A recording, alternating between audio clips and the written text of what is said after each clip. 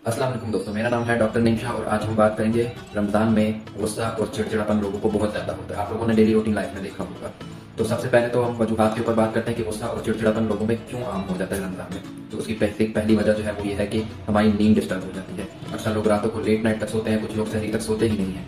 और कुछ लोग जो है फिर सुबह जल्दी उठ जाते हैं क्योंकि उन्हें ड्यूटीज वगैरह पे जाना होता है। और कुछ लोग ऐसे होते हैं जिनको सहरी के लिए उठते हैं लेकिन फिर दोबारा उनको नींद आने में दिक्कत होती है, जिसकी वजह से हमारी 7 घंटे या 8 घंटे की नींद पूरी नहीं होती और फिर बाकी सारा दिन हमारा गुस्सा, चिड़चिड़ापन और मूड प्रॉब्लम्स में गुजरता है। दूसरी जो मेन वजह होती है वो ये है कि हमारी रूटीन डिस्टर्ब हो जाती है। हमारी डेली रूटीन में जो ऑफिस की टाइमिंग होती है, कामों की टाइमिंग होती है, बाकी चीज़ों की टाइमिंग होती है, वो सारी चेंज हो जाती है। खाने पीने की रूटीन हमारी चेंज हो जाती है, जिसकी वजह से हमारे मूड में बहुत ज़्यादा स्विंग्स आने लगते हैं। तीसरी जो मेन इंपॉर्टेंट चीज़ होती है वो होती है हमारी डाइट।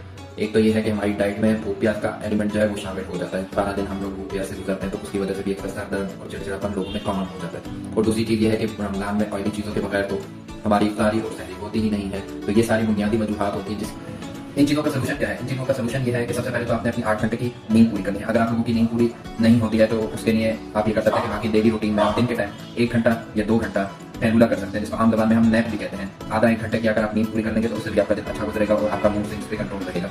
दूसरी मेन इंपॉर्टेंट चीज़ ये है कि आप अपनी रूटीन सेट करेंगे। रमजान के हिसाब से आपने अपने खाने पीने की और बाकी तमाम चीज़ें की रूटीन जो है, अपने कामकाज की रूटीन जो है वो सेट करके रखनी है। ठीक है, ऑफिस का काम आपने घर लेकर नहीं जाना, घर का काम अपने ऑफिस पर नहीं करना।